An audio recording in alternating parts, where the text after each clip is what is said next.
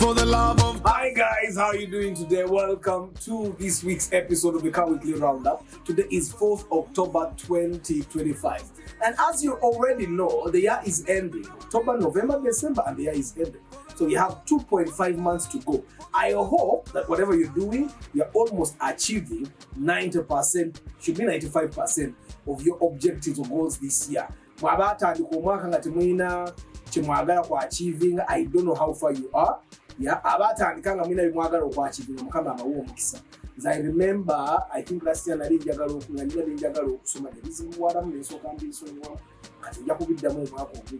think that's also realistic. It's important for you to know that sometimes you will not be able to achieve everything you want. You move on to another year. Hey, is what we na ye tokkiriza bintu byonna buli kimu kugaana tokkiriza buli kimu kugaana ebisigadde by'osobola okukola in the next 2 months bikole ate obimalire. The people that started this year saying you have to buy a car, buy a car. If you started this year saying you're entering your house, enter your house. If you started this year saying you're buying another phone, buy a phone. If you started this year saying you're gonna gula emipiira nga mukuluka gwa kubiye kipapula ky'emipiira mukuluka gwa gula emipiira, buy tires. Buy tires. Basi tukayita. Serikali bayimiriza projector. Buli bayimiriza projector tunyumya bunyumya. And someone that stopped the projector at the northern bypass. Like, ha! Mwaka jewa. President yagane moloka zino okuyingira. Me mwajijewa nga nkadde ate empya. Hey, that is what is happening. But for us we are still moving. Yetakoze tebigenda tumazako tugenda tumalako milenge tugenda banga bakazi. Omukazi abeera nga talina kyakulya naye ng'anyirira ng'agejja nze nabagirako enkofiira omukazi tosobola mmanya nti ayina ebizo okubaka ng'oli bbaawe. Welcome to this week's episode of the Weekly Roundup. Reviews teams to break it down, helping every driver in the town for the love. And the government has approved additional funding for Chira EV. Remember guys, I was telling you Chira EV belongs to the government. And President Museveni commissioned the factory officially on 26 September this year, which is like last week, yeah. And when he commissioned, Nagamba mubawe billion bitano. Otegera billion bitano is $1 million, around 143 million US dollars, and this is to basically develop a stronger, a bigger scale of production, develop a local supply chain, and literally making more cars. Because what the government wants to do is, Chira EV has to build the biggest car manufacturing plant in the whole of Africa. Yeah, but for us to achieve that, we have to develop internal production capacity. And already Chira EV buy some of the things locally, bushes, as call it that one. The brakes, some of them are made from here. And today, air cleaners. We have local production capacity for all those things. Oil filters, all those things can be made locally. So what they are happening is that China, if you support someone that can manufacture something that is needed in their bus or in their car or in their truck, so they see you, they can even, with this money, they can even pay you in advance to buy equipment to be able to make the things that they need. That way, they don't have to import things from outside, because if they import things from outside, then they have to pay a lot of tax. Congrats, CEO Chira EV. Mwebale kuchiyitamu kino. Ese wasemo billion ebitano sika sente katono. 500 billion. It's a lot of money. Kubanga, you can imagine, ndoza mukuru nofuna $1 million US todda mukubuza. Oddamu? Ate mbuliza. Tewali nsonga ky'obuuza omuntu yenna bw'era $1 million. Olaba kati wano wendi. Niwe giba 10. Emitwalo 10 egya $. Tetuddamu kulabako. Siddamu kubuuza. Naye tuddamu kulabako ng'ofunye emitwalo 10 egya $. Nedda benneetaaga okundaba. Obatooka otwetaaza ki? Benjagala okundaba. Waliwo abantu who don't believe it. Otegeera. Kati essaawa eyo. Negifuna emitwalo 10. Abo abatakkiriza bwe boyagala bakulabeko. I choose to appear. Bakulabeko nti bandabeko 10 egya $. Ate bampitawo buyisi. Toyagala okusemberera. Tetwogera na kwogera tutawo buyisi. Agenda omwana yakikuba. Nze nange olaba we natandika okuvuga emmotoka za boni n'abantu beseesembereza. mulimu abantu abamu nga yakolimanga lulinga ovuga emmoloka enkadde kati nga bw'alaba eno empya era bw'ogezaako n'atuula bw'ati mu mmoloka yo tomuggyako maaso akulaba mutuna n'alowooza the guy likes me kumbe omweraliikirira ayinza okusuula akantu mu mmotoka ne weesanga ngozeeyo ku mmoloka enkadde. But anyway guys, Chira if yafunye $143 million to support expansion, yeah? And President Museveni is the one that said Mbawe. That's the powers of the president. Nanya anza kwesi mano kwa president. Ya bantu mukanga muntisiza mwenna simatoyingira politics kati mula munyagwa ina abasirikale munana. Neze bili asatu mu lwachi sikide yalinga. Just for civil former presidential candidate. Kadwano bwema reporting amawire when I come for the news I say hi, welcome to the weekly roundup. Ata say here former presidential candidate Republic of Uganda. Hey, yeah. Kati uliwe mpandika wali wabeyo si wakati former presidential candidate babira ba MP aba pampala betabati baina chiba baita abo title alumu asa alumu na baina bakabaita abo kataita akateka keno ku endi kana ba presidential candidate nangi ne kasa keno ila we man signing amabaruwa gangi mbase bo kya signing chimu atasi chinana bakasora nuko kwesimba kwa president batu cyasora kuri kito cyagara kuri kirawo mutandika kolera million abiza kwesimba kwa president Twezi ne sako zicyukira ddala so was honorable sigara honorable ane walwa akantu ke bagira waloka title ke bateeka yeri ngaba wandisa amabaruwa gaabwe manya beranga nyo ne honorable bamitandi sitenda nga ali commending abano gende e Bulaya na wandika yaka akantu abili asatu mungu za twali just tetwagala kuyita mwenda ne president alikuwa batagala movement tumu tetwagala yita so we are just enriching our CV so that we become former presidential candidates. Our doors open more. Ochegeera bwo yingira to the office yingira mama ya presidential candidate who is the former presidential candidates obakasi kanonye ka title je kali bakayina bakayita.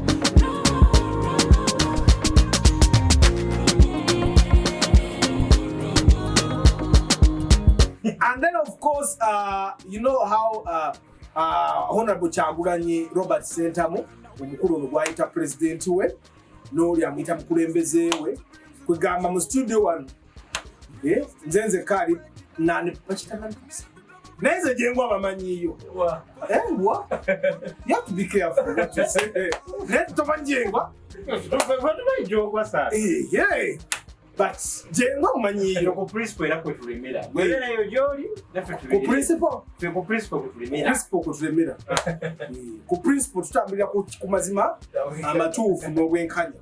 Anyway, but it's bad news for Mwabanupu. It's really bad. Karaji kayunga the road murumanyi rube karaji lugende kayingoro rwango nyine twahita tugende jinja batugenda okulaba bitu bya Chira hivi. What happened was, you know how the campaigns be going, yeah? The borders are rushing, other cars are rushing. So a border came and rammed into the back of another vehicle and chain of code. Normally, I have been telling people when you're driving, when you're traveling on a highway, you and the car in front of you should have space to fit at least one car. That gives you braking space. That gives you braking space. And a bunch of other cyclists, nobody died, but as always, when the police yachikolidde ddala yagambye yatandise okunoonyereza era fayiro zigenda mu kooti. Wano babanguyiza ate police wekyogerawo zigenda zitwalirawo ddala mu kooti. But anyway, sorry for the guys that got affected. Never Uganda banga border. When ku campaign, it does not matter for whom. Jukira obulamu bwo. The person you're campaigning for, yali careful. So should you be careful. Beera careful now in Govuga. Namu abe moroka. Kana moroka yegenda kuoneka. You need to be very careful. Let's respect the traffic rules. Let's respect all the rules of the road so that we are all safe. I take Jukira, as you go for campaigns, it's your safe family worker. You can campaign also in a safe way. Pozi n'abakulira convoys, you know, abantu batebannasimba, brief them in order for you to be safe. Vugira wano, vuga woti, tukole speed weight. Like at the time we work for Total, nga convoy ni bweba erimu moroka 10 mutambula 30 kilometers per hour. So we should have a kind of SOP, a set of SOPs that we can follow during the campaigns. naye nga akalulu national ID ogina walinyo wengi gwatana ngati simanyi obonoro bakwange ndafumya ID za for mundu mwana mu December nga muteko atekati nguroza buchi zijja kufuluma kumunga temwani nga mwisanga tebulonze wa ya tutula mukaluka finga tulutu after mukaluka mukaluka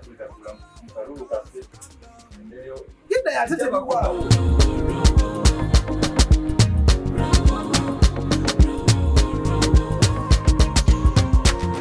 And then in Kenya, Nairobi Nakuru highway, family members, same family, they died when the matatu they were traveling in crashed into a semi-trailer, Bajita semi-trailer truck, yeah?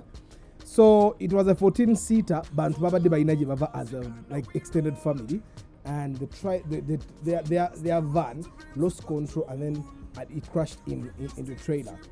And what they're saying is that most of the victims are coming from a single family that was traveling together. Have you guys heard of the thing that as a family you should never travel in the same car? I've heard of that as well.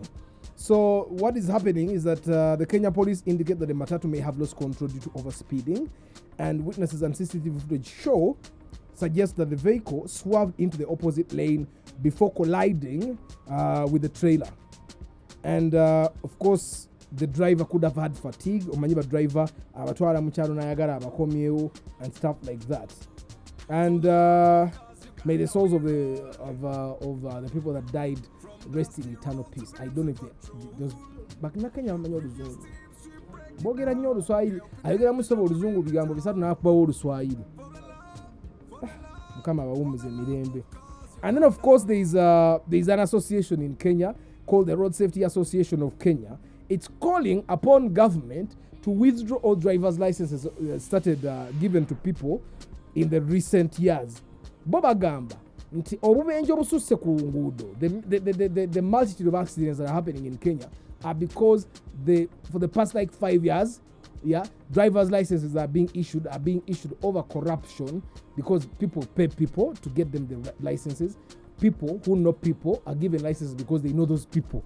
And that's why a lot of bad drivers are on the road. So this was on the 30th, and that's after the accident. Jembagambeki, a family member, abagude ku accident. The Road Safety Association of Kenya is saying for the past 6 years, driver's licenses zonna ze bagabye mu myaka mukaaga oguyise bazijje ku bantu. Ate ne wane Uganda kyetaaga kikolwe. Emyaka mukaaga egiyise nga mulimu ey'amamabani. Bazibajjeko ate bamanye mmoroka nze nga yiruma mabani yagobera mmoroka eva ku kkubo ngekubye indicator ne mubuuza why you following a car that is going off the road nenga don't you see the indicator nga agigoberera ate gose kati jeka nge ekizibu naye wali ogobedde ku mmoroka eva ku kkubo nze sigobera ku mmoroka eva ku kkubo okujjako nze nakulubula ko taxi etali ku kkubo ng'eparkinze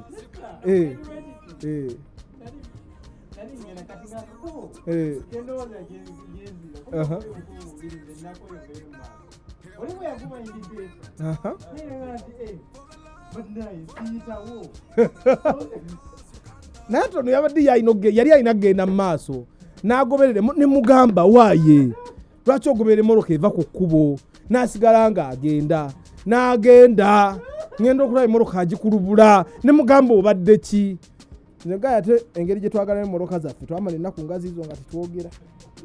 I'm telling you ng'atya n'okunnyega nga mubuuza nangamba I panic. How would you panic? There is no cause for panicking there. Just don't follow a car that is going off the road. It's as simple as that. But it's possible that there was panic. Kubeni waliyo taxi yali etujireti nozo wa taxi bwe yajja n'ayagala yeewala wa taxi n'agoberera ona n'ogoberera otya alinya break. Anyway,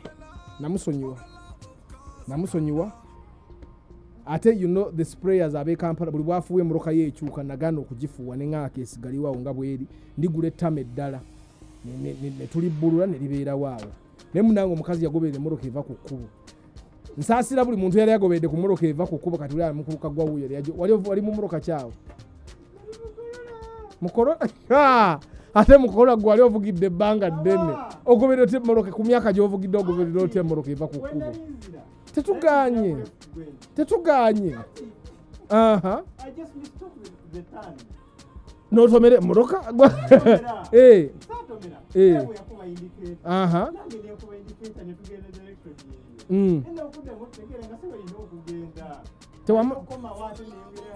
tegwekitegeeza gwe tewamutomera badde mmanyi nange yono naye ekintu ekyaliwo nti omusajja tumala omukulu ntweyongerayo ko maaso najja na madamu what happened kasitara bandooza madamu omutima ne gugondamu agenda olaba ate Arthur yavayo nga naye ammanyi ne tugenda ku mmoloka ye then I called my mechanic ne mubuuza yali kawundo ne mubuuza kawundo gifuwa bampa ye mabega kwa mmeka wakati kangaba bagifuire emitwalo 7 ku 10 ne ngamba nze ntandika okudda mbino nenziro ne mwaka nkuwe ekizike ko ye ekizike kinagifuwa nabwo kijja gifuwa bajja kujja ko esatu yamanchi from dusty road to dreams we patrol reviews teams we break it down helping every driver in the town. And then of course a Kenya bound bus overturned in near Mwingi.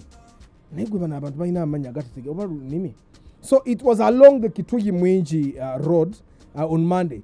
A coaster bus that was carrying more than 20 passengers overturned. Now, according to eyewitnesses, the guy was going at high speed. It was a corner nerimulema.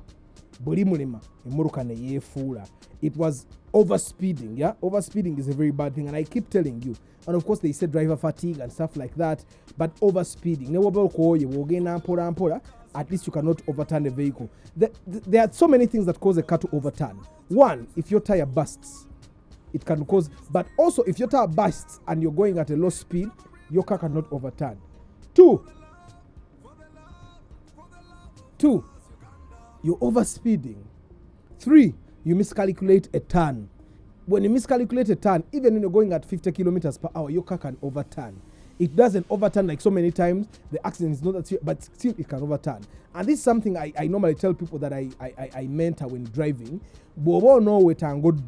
You have to be calculative. If you're turning left, toweta nnyo ate todda nnyo. Bwowe tolina okubala nti bw'onookomawo okomawo katono. Kuba ate bw'okomawo ennyo esobola okwekubira eno. Naye ate era bw'oweta ennyo esobola okwekubira eno yeefuula. And probably also the thing that we can do to avoid overturning our cars is we can avoid over-raising our cars. Emotoka bw'ogiwanika ennyo, it loses balance. The center of gravity is shifted, and then that can literally not. And there is no safe way. The ideal thing is to leave the car at the height that it was created for. Spacers, bigger shocks, bigger springs, bigger tires, bigger wheels or bigger rims. All those things are dangerous for you. So once you have done that to your car, you need to be extra careful, especially when you're driving on maram roads. Emotoka ezisinga is overturning everywhere in Africa. Is overturning ku maram roads, because maram roads zibamu oluyinja, zibamu enfuufu, zibamu ebinnya, zibamu ababoda abamantaavu, zibamu ente and stuff like that. So guys, we can pick a leaf, learn something from here. For the love of cars, Uganda we roll. From dusty road to dreams. And then of course in Britain, this is in Leicestershire. 36 individuals were fined for what they call nuisance driving.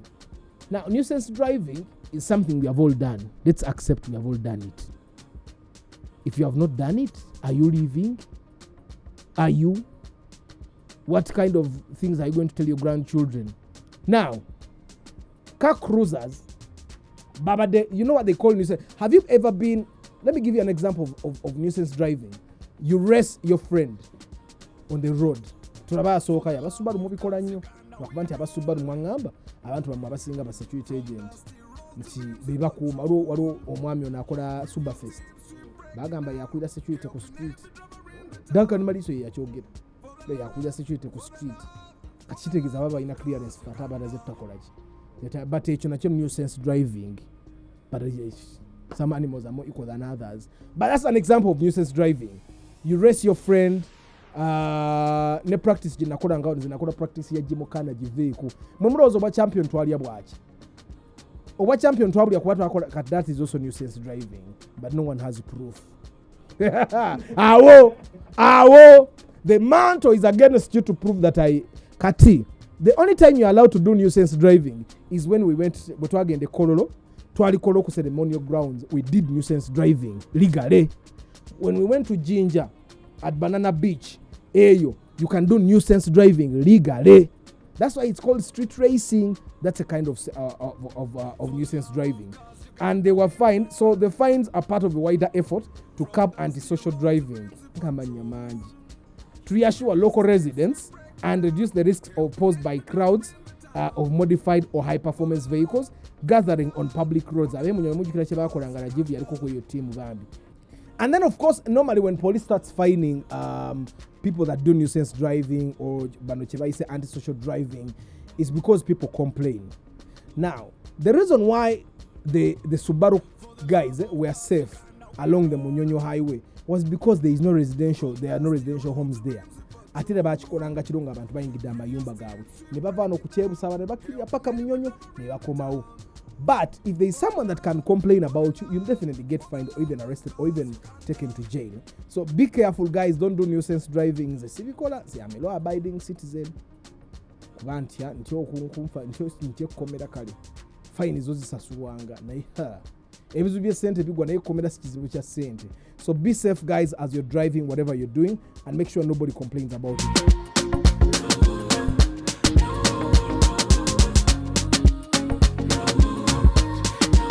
And then, of course, in India, a drunk cop. Abasirikale ba India bareka banywera ddala. Kyokka beefuula abatanywa mwenge.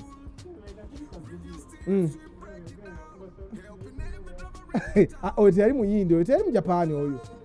Yali muyindi. Bebambala,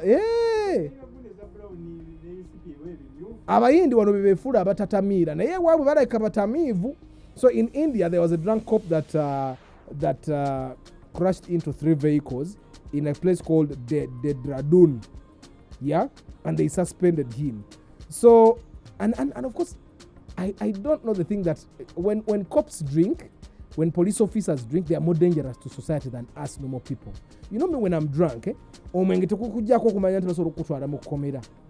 Naye ye ng'omusirikale amanyi kizibu mutwala mu komera. So that drunk guy yagenze n'atomera emmoroka 3 and people complained about them. And then of course there was footage that went out and the public got angry. You know, as a police officer they have to be extra careful. Kati abantu bakula bano ng'otamiira bulijjo. Kati okola ebyekisiru, they'll come out. And you know where the world is going, everything is on social media. Everything is on social media, which is why everyone needs to be extra careful, especially when you interface with public. You're a business owner, you're a service provider, you're a policeman, you're a politician. Everything comes out and people scrutinize it. People scrutinize when you're arrogant. You guys have seen some politicians getting backlash for being arrogant. Never do abantu abali arrogant mukama katonda. Tebabikanako.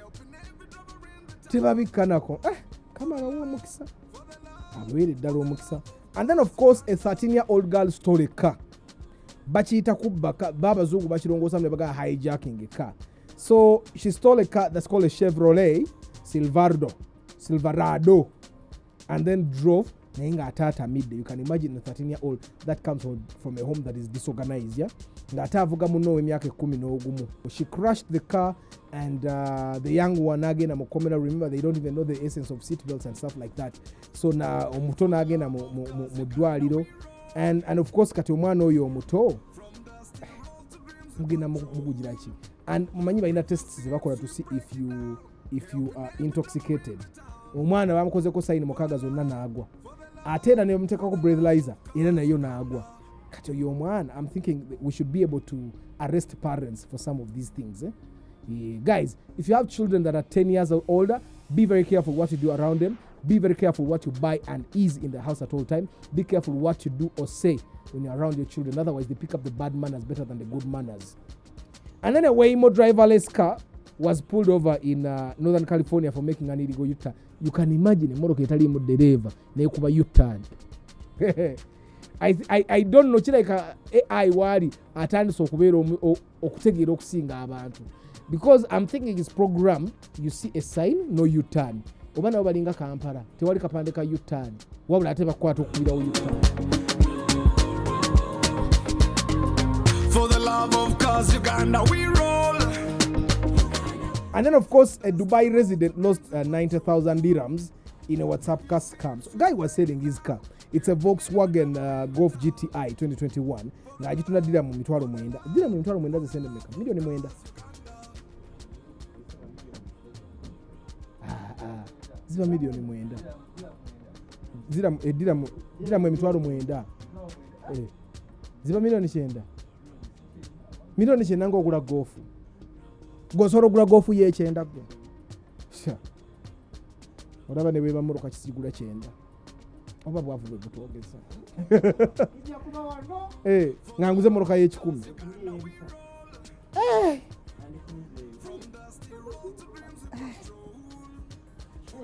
Sai tugambye diru kije tuyinza okuba wano batuwayo akasente kikuba. Tokuba campaign wano nga bakuwadde milioni 5 gwe. Ojikuba kebe yani. No yambala ne saati. Ne saati ojambala. No gatako n'enkofiira. No otungisa n'ekitenyi nga kya kala. No tekako ne kagundi. Bagayi mulaba sente bwe zonoonera ddala abantu. Ono agambye simanyi oba gye bali abagaba ku sente za campaign mumulira. Oli agambye mu milioni 5. Agenda natungisa n'ekitenyi wano atekako akafaananyi. Ndozo kwata ne kafulaga.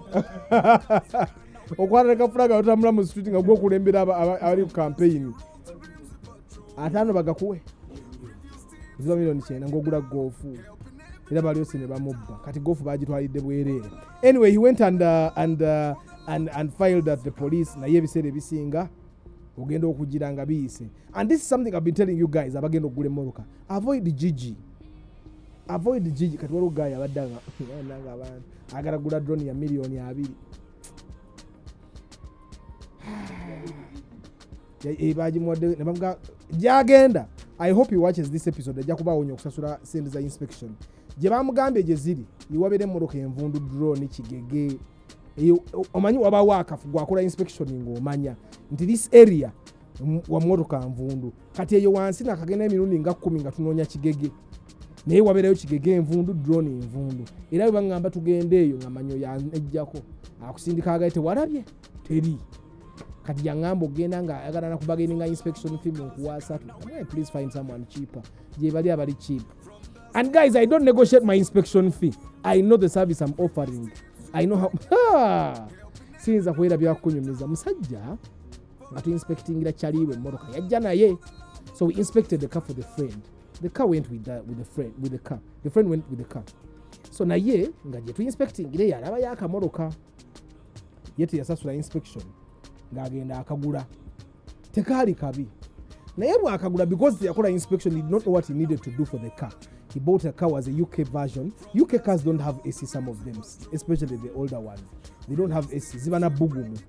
The guy buys the car. Ngagenda nkubira aza. Msajja yetu abadde yanguze mmoroka eno teri muna AC njagala kola AC. Kimoka jigule milioni 7. Ogulote milioni 7 n'okupulinga nga teri mu AC nze nga nsirika kuba teyampa sente inspection. Ng'avuga emmoroka emyezi ng'ebiri ng'agendebwa bakuli ng'agikola bata. Karafu kaali ka shoti. Nga bamuwara fulungu nga batopinga milioni 10. Nga topinga nze byonna mbitegeera. Ne byakola batanga bangamba. Nga karafuke. Bawo me bakubali rafo yo nyini je yafuna nga kuba jigula yali jiguze nga 6. Kataba wadde rafo ye yo 7 n'abatopinga 10. Byonna mbiwulira. Kati ngabera katate moroka jibamu waje yakola bata nganvunda okusinga jaba wadde ngambi. Kati anyway, none of you guys knows him. Tabira ku channel. So a guy calls me a couple of I think days ago ngakubira man. Kati ngikoye ngamugasoko mbudo babya ngamba bitufu nga ata bitufu. Kati kuno gasasude consultation rite yasasula bwe yali agendo jigula yankubiranga kumpa update. Je twagenze leo akamoroka twale nakaguze kuno ngasaswa consultation ngangamba ngamungani milioni 10 nga wakola bulana ngamuna nategedde era ensonga lwaki kuno inspection ngenda kuwa. Kati nganga njagala jito ngamunga you know what you bring we do pre-sale inspection so that we put it out there. Kati kati ndobadde leero ku makya nga mpeereza, what do you think about the Suzuki Swift 2012 manual diesel? But because he paid consultation, I told him, if you have been crying over a RAV4, the tears of a Suzuki Swift 2012 manual diesel, the tears are going to be premium. Now, I know he might watch this episode, but I also know that he's never on YouTube. He came with his friend when I met him. But guys, if you see a Toyota giving you hell in terms of maintenance, don't go to any other car. That's what I told him. And I hope he comes for inspection, because the chances are also high that he won't come. And I've seen a lot of those people that go nagule moroka negwe bata no yongera milioni 10 gwe bata gwe bongera ke milioni 10 omumanyi eino kuba kati ngabo olaba Corolla yonti UAM ngemoka je bagenda okweringa ku UBH ngate moroka mpya ngova ku Corolla ogenanga ku Societe okitegera eino kuba ngemoroka ne kati gwe nova ku RAV4 enkadde short nogenda ku RAV4 baganda bange nze nabagamba myayi urushaya obonchawa someone tunonya Land Cruiser ngenda kulaga ebifaananyi biri musimu ya for the love of cars tunonya Land Cruiser. So one of the guys here sent me a Land Cruiser from the village mchale eyo kati ngampa Land Cruiser ngamba nti the owner wants 15 million mbi yeah, actually we are pereza emonoka natakako, please don't share this, it should be professional. Nakakati what am I going to share? Ngemoroka jampa je bagale 15 esana nga 5 kubajukira ida ndukuzo je bali banguse milioni 12 ngangama njugula 8 kati yo nunje mirundi esatu. I'm going to show you the pictures. Nunje mirundi esatu. I'm telling you, people have their cars there na endo za inga baje museranga ajigula ninga alaga giseranga ajira. Anyway guys, these stories I share mtero sharinga ku broadcast, but mwabata na broadcast abana ba weekly roundup jagadi na mwemba weyo ku store obo. Guys, when Arthur is looking for a car, he's looking for a good car. Good. Ate even the good nze abasajja be wabakuli mbaga njagala emoroka y'okusuubula Land Cruiser boys Arthur yagala kubba bubi. Bwa manyisa agala kugula njagala kubba bubi. Anyway guys, this is a weekly roundup. Tugende mu kalowoozo k'olunaku. Akalowoozo k'olunaku. If you're driving your car and it has been raining and you see floods, don't go there. Don't go there. Omwala gujjudde nekkubo ligenzeemu amazzi ovuga emmoroka ogitwala. I know people have lost cars there bupaso buspasio ne kagendera ddala paka mu mwala. Nze nakola blanda luli ku lukadde eringa wakutte ku main nenjagala nyanguwe nengera nengwa mbitoomi byammwe biri obitegedde eyo mama nalwana okuva mu bitoomi ebyo. Omanyi wabawo ebitoomi byoyingiramu nga n'abandi agadde okusindika tebalina we bajja kusindika okitegeera kati ebitoomi bye nayingiramu. So guys, when you see a flood, whether it's mud or water, please don't go there. Naye nalwana nempitawo naye kati maze nnaku ngazi izo nga siddayo kubanga ate kiraga bali bakayisaamu tractor enkuba neyetonnya ebyo ebitoomi ebyo bwe bityo naye nalwana. For the love of cars, Uganda we roll.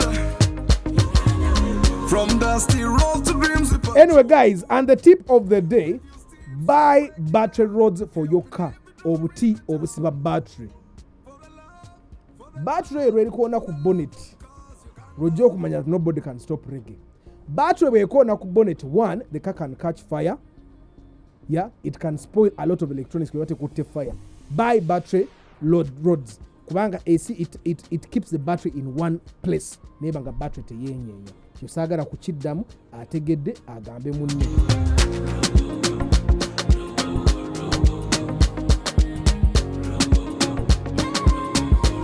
And today's comparison, guys, this is something that people ask me a lot. Ningano badam kubate the consultation fee. Ate na ubara atibeta kumpa consultation fee. Ordinary rims versus alloy or sport rims. Me, I am all for ordinary rims. Nze ndi proponent wa ordinary rims. Lwaki ngumu engudo za feze Kampala sirabanga ko ordinary rim ngeyabise ngemenyese okitegeera ngezeemo olwatika, but those alloy rims zijjamu enjatika tukuba ebinya okitegeera ate ordinary rims tezimala gafa kuba ordinary rim bagikoona n'ogikoona n'eddamu n'etereera but ate ordinary rims ekirala kiri ziriko tezivaako pieces but alloy rim if you have looked at a sport rim periodically bw'ogitunako ebanga akapiisa akaavuddeko kati otuuka nga that rim ne bagikola wheel balancing emirundi emeka tesobola kutereera. So I am all for ordinary rims. However, for beautification we buy the alloy rims. So you can buy the alloy rims for beautification, but if you're going to be driving in the village, take a ordinary rims. Thank you very much for being part of this week's episode of the Car Weekly Roundup. I wish you a very lovely weekend. Don't drink and drive, and don't forget to get go to eyagale. Kenom chemicals jeri eyoze moroka kubwerere mugende munyumirwe wadde mukuze naye lugogo wakyanyuma. Until next time.